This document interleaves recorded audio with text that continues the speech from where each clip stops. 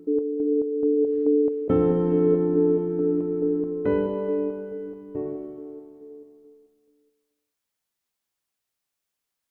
I'm June Pickett from the Circulation COVID team, joined by Dr. Stempien-Otero, a transplant cardiologist from the University of Washington. Hi there, how are you today?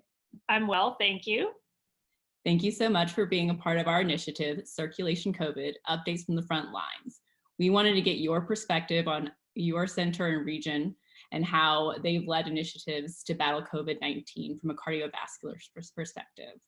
So let's go ahead and get started. What types of arrhythmias have you noted in these patients hospitalized with COVID-19? The arrhythmias that have been most reported have been those associated with sudden death at the end of life of these patients, but now we're starting to see patients with other types of arrhythmias coming in. And what is challenging is what is the connection between their COVID positivity disease and the arrhythmias? Are these just true and unrelated? Because patients with advanced disease and older patients are more likely to get COVID, or are these arrhythmias that are being caused by the COVID disease? Was ventricular tachycardia or fibrillation more common in cardiomyopathy patients, or was it seen in patients with normal LV function as well? So we don't know. It had been previously reported to be in the patients that had poor LV function. However, on our cardiology service, we just had a patient who was COVID positive, actually was admitted for third-degree heart block and had stable oxygenation and then suddenly died of VF. So we're not sure. So it's interesting that they went from third-degree heart block and suddenly had VF. Did you think that this patient had any type of myocarditis? This was a really interesting case where I was called from an outside emergency room that they had a patient in third-degree heart block. Their ICUs were full of COVID patients, and so could they transfer them to our hospital? So we took the guy in transfer. He had a escape rhythm of 30. We immediately put a transvenous pacemaker in him at the bedside, tucked him away, and thought, oh, we'll just put a permanent pacemaker in a couple days. Well, the COVID infectious disease team swooped down the next day to point out that he had been short of breath and that he had lymphopenia, which they see as a sign of COVID disease. And although we were fairly convinced that his shortness of breath was just because his heart rate was 30, we ended up putting him in isolation and testing him. And then lo and behold, he came back COVID positive. Did you have any difficulty in clenching the diagnosis of myocarditis or anything like that? Or was there like a delay in diagnosing COVID? Well, there was the delay because we initially didn't realize that we should be testing for it in this particular patient. We did an echocardiogram which showed normal left ventricular function. So we thought that it was unlikely to be myocarditis. He had a mild bump in his troponin, but he was on peritoneal dialysis. So it wasn't clear that this was a myocarditis case or a patient who had heart disease and developed third-degree heart block. While we were trying to figure out what happened and follow him is when he suddenly VF'd and died. And then we were unable to get an autopsy because the King County, the medical examiner, has done a dozen cases and essentially does not want to put his team at risk for additional COVID cases. So it remains a mystery. Do you have a lot of patients that have a mystery diagnosis because the autopsy and the coroners are completely overwhelmed? Not yet, but I think it's going to be happening more and more as we start seeing patients with different diseases presenting in the hospital and then finding out that they're COVID positive. Well, we find that everyone in our institution across the nation are making practice modifications during this time. What practice changes did you need to implement where you're working? So we had already implemented pretty extensive practice modifications, both for our own practice in care of patients and also on the ever important conservation of personal protective gear. So we have a COVID physician on call who we can call and screen patients. whether or not they should be tested, because once they're tested, they'll go into isolation and require a ton of gear until the testing comes back. So that's one thing we initiated. We have, like many other institutions, stopped all of our elective cases. So that has decreased our volumes and allowed us time to focus on these patients coming in. And now after this case, we're changing things. So unfortunately, 75 different people were exposed to this patient before we recognized that he could be COVID positive, including 3 pregnant staff. So we're now being much more rigorous in any patient that needs an emergent cardiac procedure, be it coming in for an acute myocardial infarction or complete heart block like this gentleman. We are going to put them on just droplet precautions until the procedure is done, and then screen them talk to the COVID physician. Because I think one thing for cardiologists, it's very difficult compared to other fields, is we've got a guy with a heart rate of 30, we got to go put something in him. We had another patient who came in with a STEMI, and he had to go to the cath lab. And again, after he comes out of the cath lab, we realized he had shortness of breath, pulmonary infiltrates, and a low lymphocyte count. So he had to go on precautions too. So we've altered things that anybody emergently going to the cath lab, we just are presuming viral precautions on, and then immediately calling the COVID doctor to determine if they need to be screened. Okay. So the COVID physician is a COVID physician on call who undergoes a strict screening process, or do you feel like it's gotten much looser over time? Oh no, it's pretty strict. It's an infectious disease guy or gal, so you can imagine how that is. What type of personal protective equipment is used in your institution? Do you use for the droplet, is it just regular mask, or do you use N95s and the glasses? Right, so for airborne precaution, we have N95s or PAPRs, and that is only for patients who are intubated and COVID suspicious, a PUI, person under investigation, or positive. So other patients, even if they're in the ICU, if they're not actively doing a ton of coughing or intubated, they're on droplet precautions, which is mask with a shield, and gown and gloves. I think what's critically different from that than our usual, say, influenza season viral precautions is that it requires 2 people to go in and out of the room to ensure that you are completely covered and that your donning and doffing of your gowns is appropriate. So every room has a dofficer.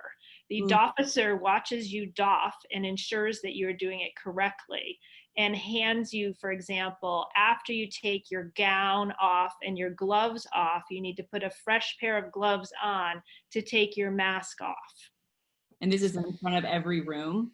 Every room that we're checking for COVID. We have little masking tape at the outdoor, which is where you can stand as you don and doff your gowns. Okay. So you did mention that previously there was an unexpected exposure to a lot of your staff and trainees. How did you handle those that got exposed, or how many positive cardiology faculty or trainees became COVID positive after that? So we're at day 7.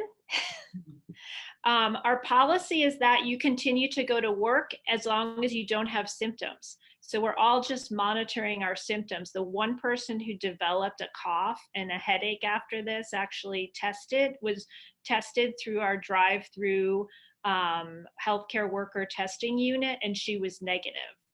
At this point in time, what's very interesting is on that testing unit, of over 1,000 healthcare workers that have been tested, there's only been 2% positivity, whereas in the general population, it's 7% positivity. So we feel that very few healthcare workers are actually being exposed and turning positive in the hospital. Many of the people who turned positive actually had out-of-hospital exposures. Okay. So we just tested the people who actually had symptoms? Because there is some question about whether or not you should test the asymptomatic people to get them just to go back to work. But that's...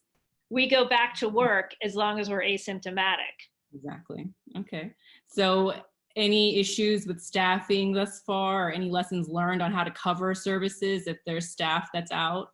So what we have done is we've established a jeopardy for attendings schedule. So there's always one attending who's on jeopardy who can cover an attending who has to go out. So, I mean, it just happened last week where the general cardiology floor attending developed a fever and cough. He had to go out and be tested and then was covered while another attending, he came back negative also, and got rid of his fever and cough and then returned to work. Well, speaking of all these logistics, since you are a transplant specialist, do you think that we should continue to perform heart transplants at this time? So that's been a big question for our group that we've been talking about. I think there's two sides to it. One is it safe for the patients to undergo transplant? And I think it definitely is, given all of these very rigorous precautions we're taking in the hospital. I think it's more safe for a patient to undergo transplant as opposed to, not get a transplant and potentially die from their heart disease. The second, though, is going to be resource utilization. If our hospital fills up and all our ICU beds fill up, we may not have ventilators or ICU beds to transplant. Now, thank goodness we're not at that point, and we have a good regional plan in which other hospitals are taking certain levels of patients to save beds at the quaternary care facilities for patients with other diseases that are like transplant that are going to still need quaternary care. So have your CCUs and MICUs kind of blended, or is the CCU still strictly for the CCU and coronary care specifically?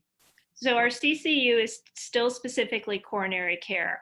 We now have all of our COVID patients are out of the MICU and they've been cohorted onto what used to be our surgical ICU. Those patients moved into the MICU. And then we have a set pattern where a plan that once that unit fills up, then the CCU moves into the CTICU and our CCU beds are used for COVID. And then once that fills up, then it goes to the MICU, and we have one unit that's the unit that's never going to be COVID. But there have been lots of really well thought out policies and plans going into this. And I'll mention right now that I'm going to share, we have what we call our outward facing COVID website with this podcast that's available to anybody. You can look at all of our procedures and protocols that our infectious disease epidemiologists, critical care, cardiology are all coming up with. Don't look at the pregnancy ones. If you're pregnant, you'll cry. But they're all there and they're updated on almost every 24-hour basis. I think that's the other lesson, is that things are changing so quickly that literally in the first week, we changed policies every 24 hours to refine as we learned and more patients came in. And I imagine we'll be doing that for the near future. So I understand that outward facing website was a response to many other institutions asking you all for assistance during this outbreak. So I believe the link is covid-19.uwmedicine.org, and that is where all of the policies and procedures that you are coming up with are available. So are there any final do's and don'ts that you can share for us, cardiovascular conditions? I think assume everyone has COVID until proven otherwise is a little bit extreme, but I think that you're going to need to come up with screening measures that are going to be uniform so that we don't have inadvertent exposures. I think we all have to learn that exposures are going to happen, that it's frightening as an individual, but the epidemiologic data that we've collected here shows that an exposure is not necessarily a dangerous thing. And As long as you're rigorous with symptoms, you can work through it. And then finally, I think we have to look at how can we not stop care of cardiovascular patients in this crisis and continue to deliver the best care we can to people that don't have COVID disease. Wow. Thank you so much. That was very insightful. I really appreciate it. We appreciate all the work you're doing in Washington and taking care of our patients. So thank you. Thank you, June, for allowing me to share our experience. I hope it helps somebody out there.